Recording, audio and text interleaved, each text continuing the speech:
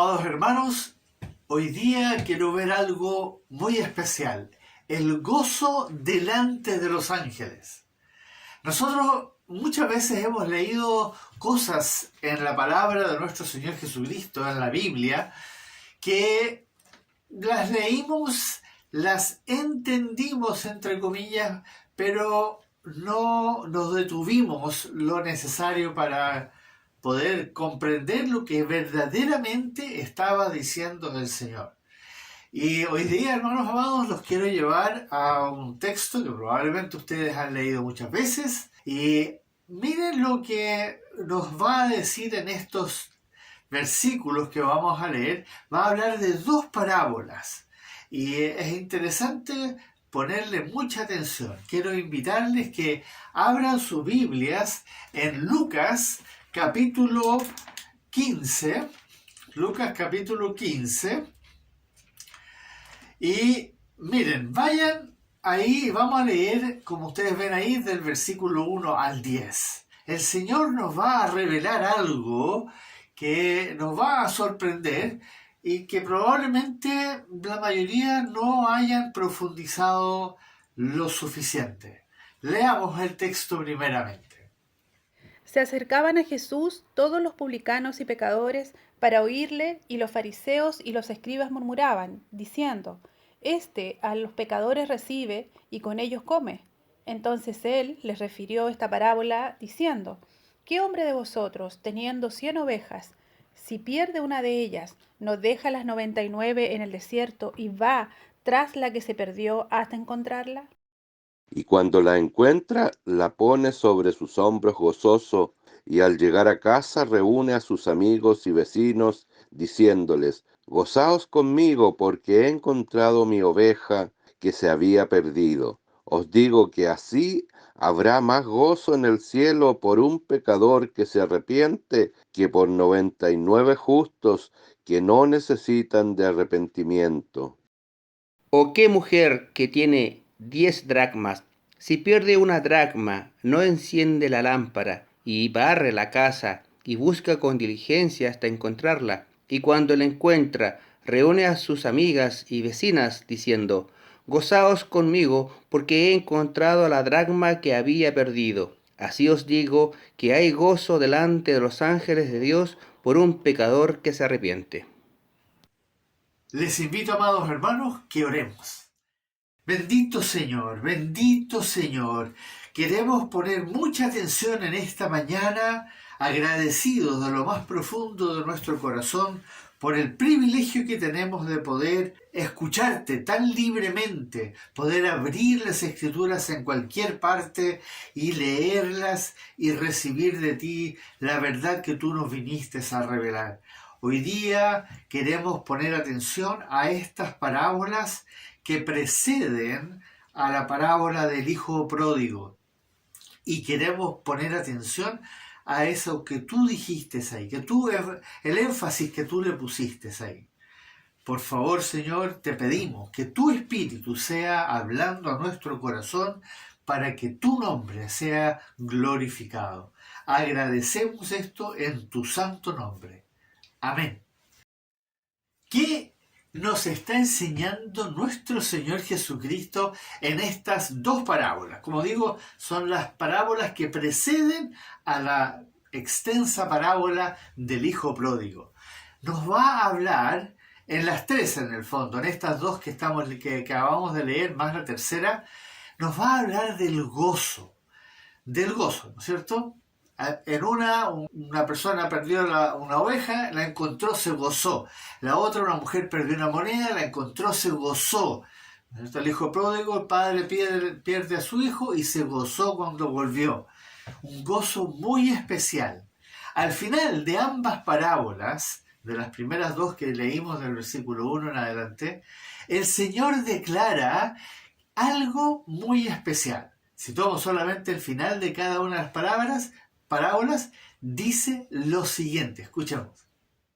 Os digo que así habrá más gozo en el cielo por un pecador que se arrepiente. Así os digo que hay gozo delante de los ángeles de Dios por un pecador que se arrepiente.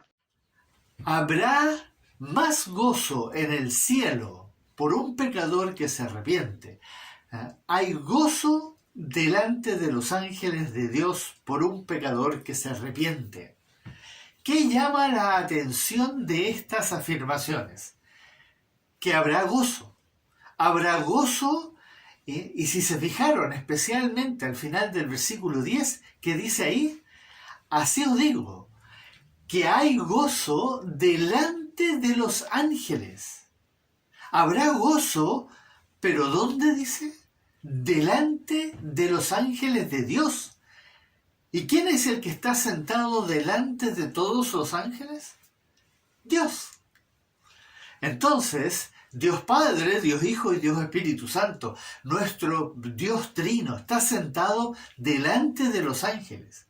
Por lo tanto, el Señor Jesucristo nos está diciendo que es Dios el que se va a gozar. A primera vista, esto no parece ser algo que llame mucho la atención, incluso es algo que parece lógico, ya que nos podemos imaginar perfectamente que nuestro Dios, nuestro amado Dios, se goza con nuestra salvación. Pero si ponemos atención a lo que el Señor nos enseña en estas parábolas, y en especial en la tercera, que es la del Hijo Pródigo, vemos que hay un énfasis muy particular, un gozo muy efusivo. Va a haber un gozo que lo manifiesta a través de estas parábolas, pero que va a ser muy efusivo, que se expresa en una celebración compartida.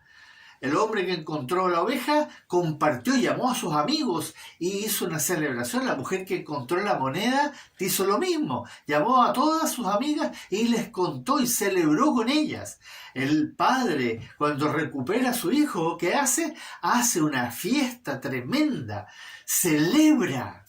Así va a ser delante de los ángeles de Dios. La pregunta ahora es ¿por qué tanto gozo y tanta celebración? ¿Por qué tanto gozo y tanta celebración?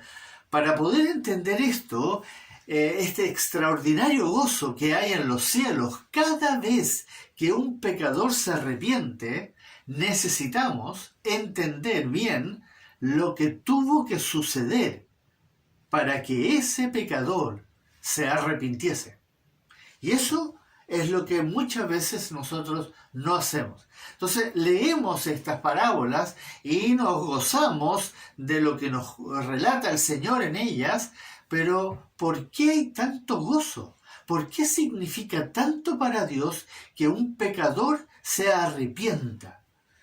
Para poner esto en contexto, voy a hacerlo de la siguiente forma.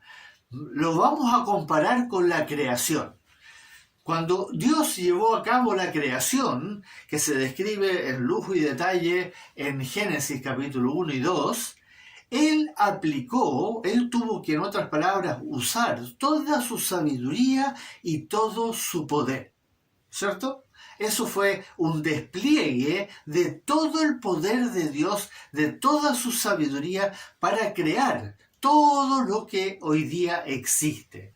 ¿Y cómo lo hizo? Lo mandó, dio la orden, hágase la luz, háganse las estrellas, háganse los mares, ¿no es cierto? Él dio la orden, pero cuando nuestro Padre Celestial salva a un pecador, en otras palabras, cuando un escogido nace de nuevo, también lo va a hacer por medio de la palabra.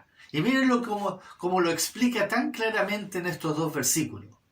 Él, de su voluntad, nos hizo nacer por la palabra de verdad. Y también dice, siendo renacidos no de simiente corruptible, sino de incorruptible, por la palabra de Dios que vive y permanece para siempre. Nacer por la palabra de verdad, renacidos por la palabra de Dios que vive y permanece para siempre, ¿no es cierto? Nacimos por la palabra. Sin embargo, amados hermanos, si ponemos atención a todo lo que se nos ha enseñado en la palabra con respecto a este renacimiento de un escogido que se había perdido, es un suceso absolutamente extraordinario y sobrenatural. El nacer de nuevo de un pecador, ¿ya?, de un escogido, es muchísimo más complejo y milagroso que la creación que hoy nosotros tenemos a nuestro alrededor. Entonces, comparando lo que hizo el Señor en la creación y lo que hace el Señor cuando nosotros nacemos de nuevo, es muchísimo más grandioso lo que sucede cuando nosotros nacemos de nuevo. Es cierto que el Señor se gozó cuando vio que toda su obra había terminado y Él descansó en el séptimo día. Incluso dice que los ángeles se gozaron al ver la creación. Pero cuando se arrepiente un pecador, hay gozo en el cielo, delante de los ángeles. Dios se goza y celebra, como lo explicó maravillosamente nuestro Señor en las dos parábolas que acabamos de leer. ¿Por qué la conversión de un escogido perdido es tanto más complejo y un milagro muchísimo más espectacular que la creación? ¿Por qué? Esa es la pregunta que nace si hacemos esta afirmación que estamos haciendo, ¿no es cierto? ¿Se lo han preguntado alguna vez? ¿Se han preguntado a ver por qué es muchísimo más glorioso o milagroso que un pecador se arrepienta a que Dios haya hecho toda la creación? Porque a pesar de que un escogido de Dios ya había sido predestinado desde antes de la fundación del mundo y que incluso estaba inscrito en el libro de la vida, por su iniquidad y su perversidad se había perdido. Se había perdido a tal punto como se nos dice aquí. Y Él os dio vida a vosotros cuando estabais muertos en vuestros delitos y pecados, en los cuales anduvisteis en otro tiempo, siguiendo la corriente de este mundo, conforme al príncipe de la potestad del aire, el espíritu que ahora opera en los hijos de desobediencia, entre los cuales también todos nosotros vivimos en otro tiempo, en los deseos de nuestra carne, haciendo la voluntad de la carne y de los pensamientos, y éramos por naturaleza hijos de ira, lo mismo que los demás. Ese es probablemente uno de los textos más fuertes que hay en la Biblia. ¿Escucharon bien lo que dice ahí? Hijos de desobediencia, hijos de ira, lo mismo que los demás.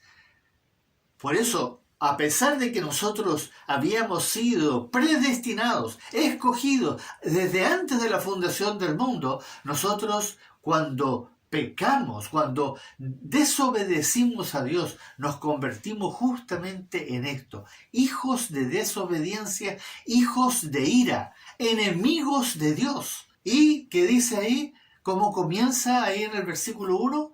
Estábamos muertos en nuestros delitos y pecados. ¿Cómo pudo suceder entonces este milagro de que naciésemos de nuevo? Muchos dirán: pastor, pero eso es fácil, eso no es ni un problema. Nada es imposible para Dios. Dios todo lo puede hacer, ¿no es cierto? Eso lo dicen y creen muchos, de que Dios todo lo puede y puede salvar a un pecador que está muerto en sus delitos y pecados, que se había perdido por toda la iniquidad y toda la perversidad, y que eso es fácil para Dios, porque Él puede hacer cualquier cosa, Él tiene todo el poder, ¿no es cierto? Eso lo dicen porque se olvidan de una cosa muy importante, pero muy importante. Se olvidan del segundo atributo de Dios. El segundo atributo de Dios. Y por eso nosotros muchas veces cometemos o menospreciamos muchas de las cosas que Dios hizo o está haciendo o va a hacer. porque se nos olvida el segundo atributo de Dios. ¿Se recuerdan cuáles son los dos atributos de nuestro Dios, de nuestro Padre que está en los cielos, que mencionó justamente nuestro Señor Jesucristo en esa oración magnífica, sublime, en la oración suprema que Él hizo ahí en el capítulo 17 del Evangelio de Juan? ¿Se acuerdan ustedes? ¿Cuáles son los dos atributos, los únicos dos atributos que menciona el Hijo de Dios cuando oró a su Padre que estaba en los cielos? ¿Qué dijo el Señor? Padre Santo, Padre Justo. Ahí está el segundo atributo. El primero es que nuestro Padre Celestial, nuestro Dios, es santo, es único. Pero ¿cuál es el segundo? Justo. Este atributo, que es justo, le impide a Dios hacer muchas cosas. ¿Se había puesto a pensar alguna vez en eso? Este atributo le impide a Dios hacer muchas cosas. ¿Y sabe a qué lo limita? Dado que Él es justo, y si en algo podemos estar absoluta y categóricamente seguros, es de que Dios es justo. Eso es indiscutible. Lo tenemos que tener sumamente claro. Él es 100% justo. Entonces, si Dios es justo, no puede hacer, escuche bien, nada que sea injusto. Y eso parece sumamente lógico, incluso de perogrullo, decir algo así. Si es justo, es obvio que no va a ser nada injusto. Sin embargo, cuando reflexionamos sobre la salvación, la conversión o el nuevo nacimiento de un pecador, nos encontramos con una de las más sorprendentes cosas que Dios decidió hacer en toda su obra gloriosa que está llevando a cabo. Nos vamos a encontrar, porque hay que reflexionar profundamente en esto. Y quiero que pongan atención y se vayan concentrando en lo que vamos a ir viendo de ahora en adelante. Si ustedes se detienen por un instante a pensar sobre lo que implica salvar a un pecador, a un enemigo de Dios, como dice la palabra, me refiero a nosotros, como dice, lo leímos en el texto ahí en Efesios, igual que los demás, que nos deleitábamos literalmente en nuestros pecados y se compara con un cerdo que vuelve al cieno exactamente de la misma forma y por lo tanto merecíamos el infierno, hermanos. Eso nosotros no lo concebimos, que nosotros todos nos merecíamos el infierno, porque miren lo que dice el Señor en su palabra.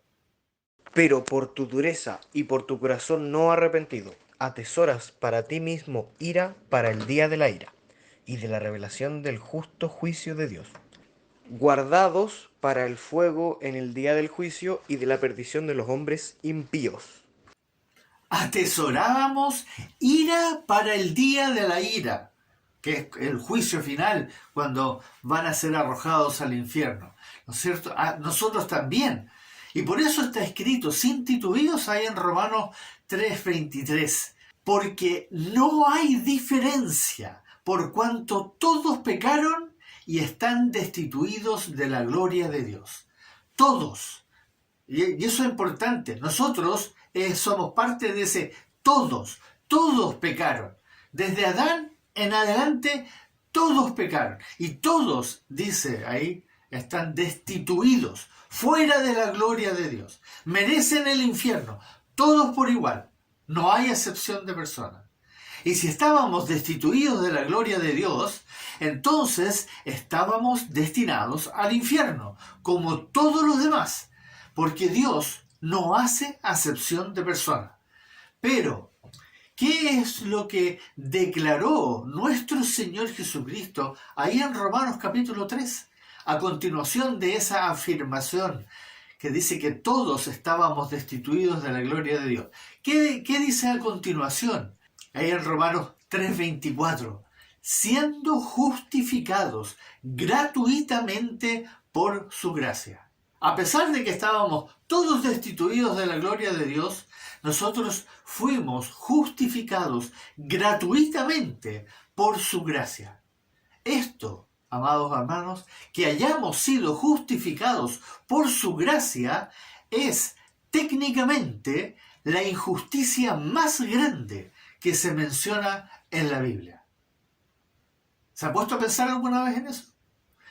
Que nosotros hayamos sido justificados por la gracia de Dios es técnicamente la injusticia más grande. ¿Por qué me van a preguntar? ¿Por qué dice usted algo así? ¿Ah? Por lo que Él dijo, por lo que Él declaró en la palabra. Hermanos amados, nosotros tenemos que basarnos en lo que Dios estipuló, declaró, nos enseña la verdad que Él declara en la Biblia. Y miren lo que dice a continuación ahí en Proverbios. El que justifica al impío y el que condena al justo, ambos son igualmente abominación a Jehová. Y también dice el Señor, porque yo no justificaré al impío. Y no olvidemos lo que está escrito en Romanos, porque la ira de Dios se revela desde el cielo contra la impiedad e injusticia de los hombres que detienen con injusticia la verdad. Entonces, si pusieron atención, ¿cómo es posible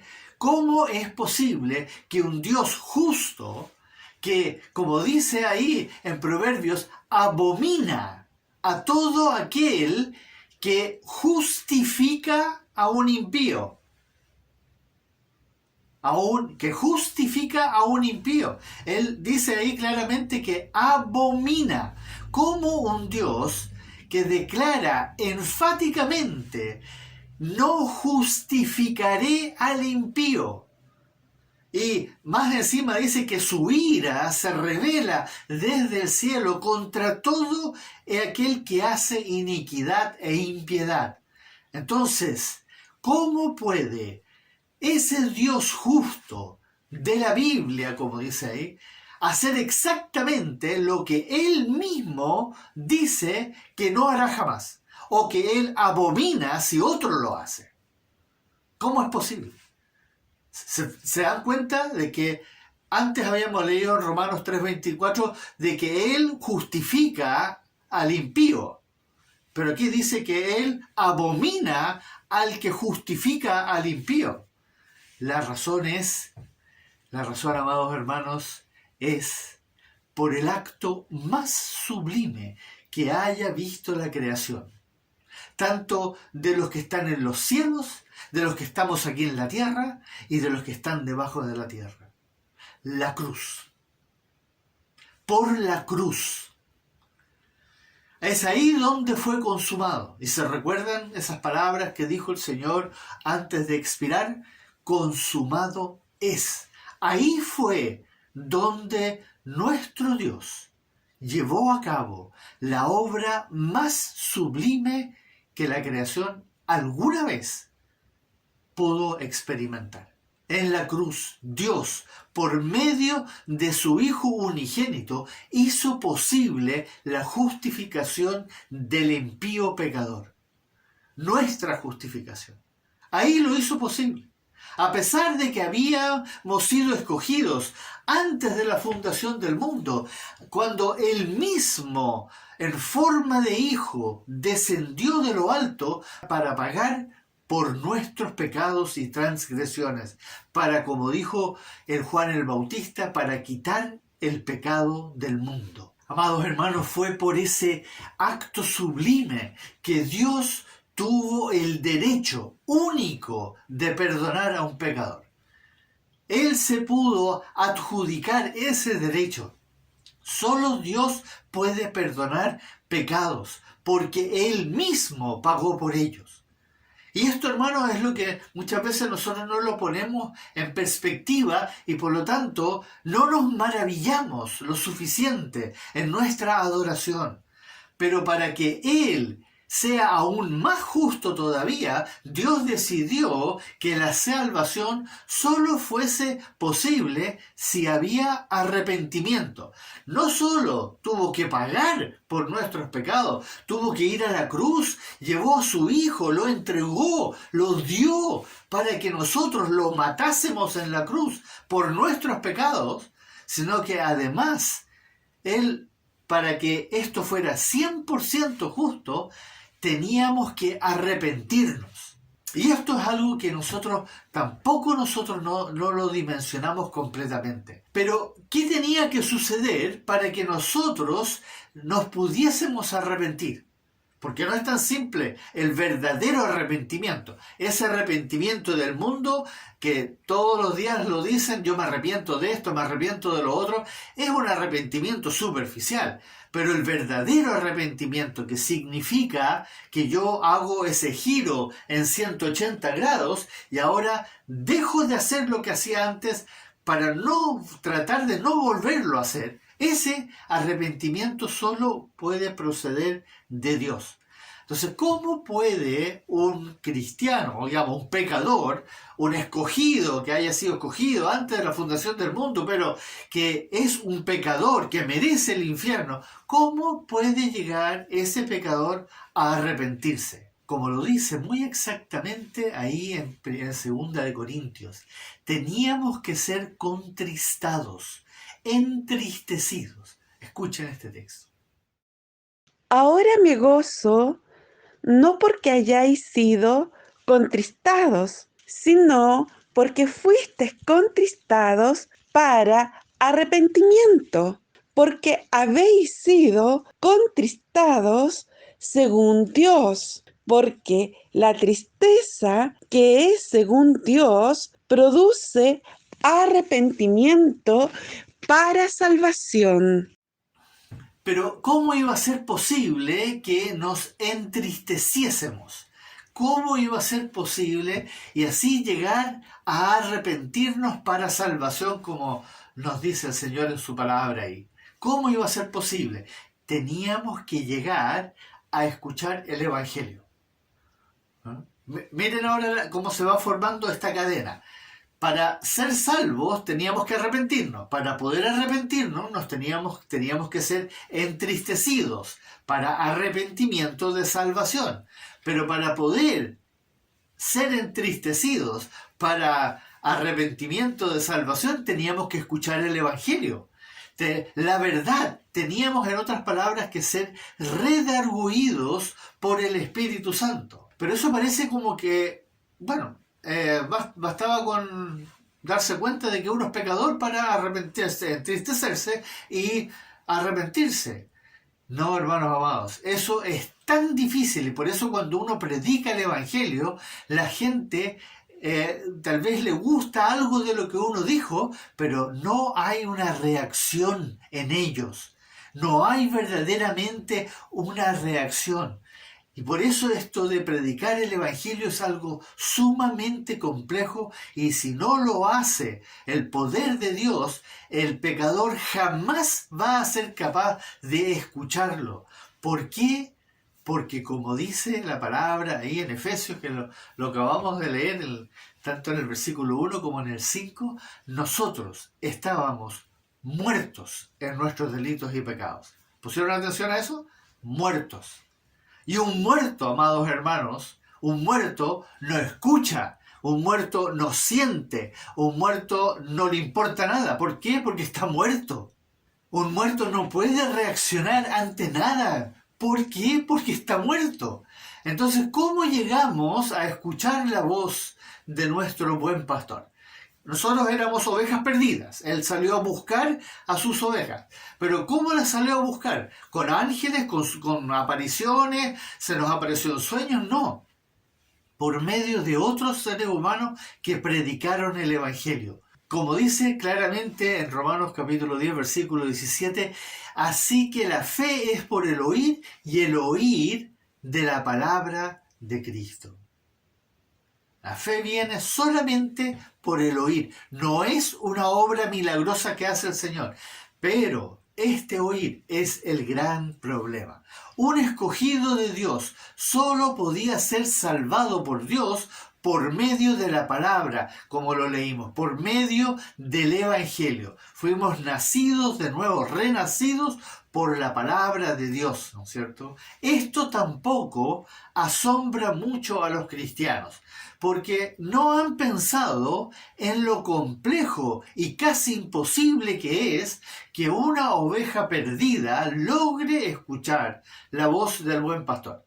Eso muchas veces algo nosotros no lo dimensionamos, lo difícil que eso es, que una oveja perdida logre escuchar la voz del buen pastor. ¿Por qué? Porque estamos inmersos en tanto ruido intelectual, ruido de sucesos, de sufrimiento, de opresión, de todo tipo de injusticia.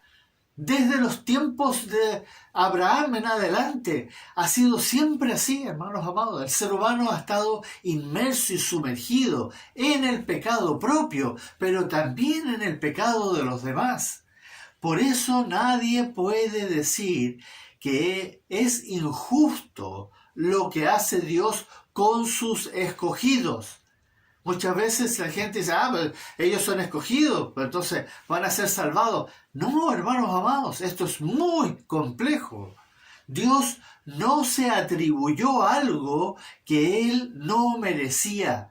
Él no se lo atribuyó simplemente. Él, siendo Dios, se tomó la atribución de justificar a un pecador, a pesar de que Él es Dios y es soberano y puede hacer lo que quiere, como quiere, sin tener que consultarle absolutamente nada a nadie, ni tener que rendir cuentas a nadie. Él se pudo atribuir ese derecho de salvar entonces a sus ovejas perdidas, aunque eran igual de pecadores que todos los demás, porque Él dio a su Hijo unigénito en esa cruz y envió a sus propias ovejas a predicar el Evangelio entre las ovejas perdidas. Por eso, amados hermanos, ahora pueden entender mejor por qué Dios se goza tanto cuando uno de sus escogidos, un pecador perdido, se arrepiente y llega a creer en su Hijo unigénito. ¿Entienden? Ahora pueden entender y compartir el gozo que Dios tiene, porque para que un pecador se arrepienta, tuvo que suceder todo lo que acabamos de ver. Y eso definitivamente supera con creces la obra que Dios llevó a cabo en la creación. Porque cuando Él creó las cosas, no había nada que se le opusiera. No existía nada. Él lo creó de la nada. Pero para salvar a un pecador, a una oveja perdida que es tan perversa e inicua como todos los demás, como se nos declara claramente aquí en Tito capítulo 3, versículo 3, también se nos dice claramente, tenía que suceder algo totalmente sobrenatural. Tenía que pasar algo que escapa completamente a nuestro entendimiento. Creo que es razón suficiente y poderosa para que nuestro buen Dios se goce delante de los ángeles y celebre juntos a ellos cada vez que un pecador entonces se arrepiente. Y para nosotros, que ahora sabemos lo grandioso y lo maravilloso que es la obra que Dios está llevando a cabo, amados hermanos, debiéramos considerar mucho más seriamente este texto, estas palabras que el Señor nos dejó ahí en Filipenses capítulo 2. Escuchemos eso y pongan atención a esas palabras.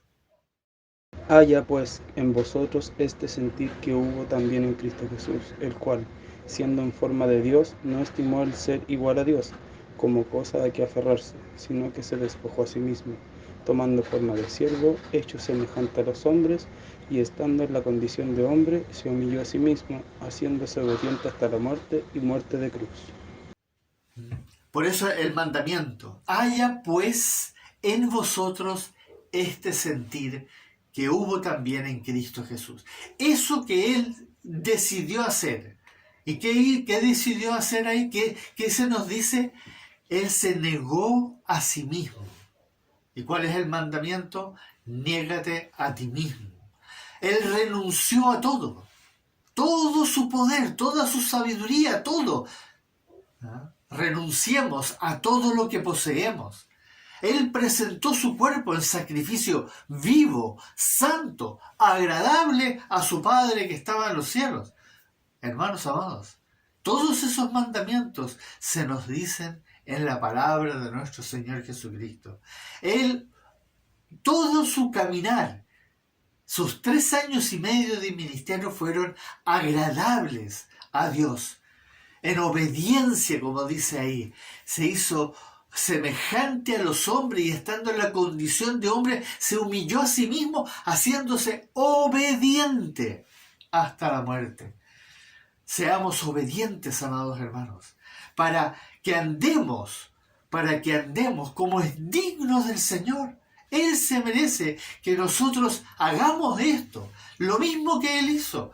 No nos está pidiendo más, sino que lo que Él mismo hizo. Con la diferencia, obviamente, de que Él es Dios y decidió no ser igual a Dios. Nosotros no tenemos nada que renunciar. Lo poco y nada que hemos adquirido no es nada. Es un pequeño sacrificio comparado con el que Él hizo. Y para eso, ¿para qué? Para que logremos adorar y glorificar por toda la eternidad y para siempre al único Dios verdadero y la vida eterna, nuestro Señor Jesucristo. A Él sea toda la gloria, toda la honra, por toda la eternidad, y solamente para Él. Que el Señor sea glorificado en tu vida, en mi vida, en la vida de todos los que Él salvó. Por lo que acabamos de poner a saber acá, comprendamos esto, que a Él le costó la vida, la sangre, y no solo eso, sino que tuvo que obrar a través de sus ovejas perdidas para que otras ovejas pudiesen escuchar la voz del buen pastor. Que el Señor les bendiga, amados hermanos. Oremos. Oh bendito Dios. Cada vez que reflexionamos y profundizamos en alguna de las cosas que tú nos dejaste escritas, nos vamos dando cuenta de la majestuosidad, de lo incomprensible, lo grandioso y lo maravilloso y lo sublime que es la obra que tú estás llevando a cabo mientras esperas ese momento de la redención final, cuando tú vengas a reinar aquí en la tierra y te sientes entonces en el trono blanco para hacer el juicio final y así acabar tu obra maravillosa para que entremos a la eternidad contigo. Bendito Señor, te damos gracias y te alabamos y te adoramos con mayor fuerza cuando entendemos las cosas que tú nos has declarado a través de tu palabra y que a veces lamentablemente las leemos muy superficialmente y no nos ponemos a reflexionar en la profundidad, en el alcance que tienen esas cosas que tú, esas verdades gloriosas que tú nos declaras en la Biblia. Gracias, bendito Señor. A ti sea la gloria, sí, solamente a ti. Y en tu santo nombre hacemos esta oración de adoración. Amén.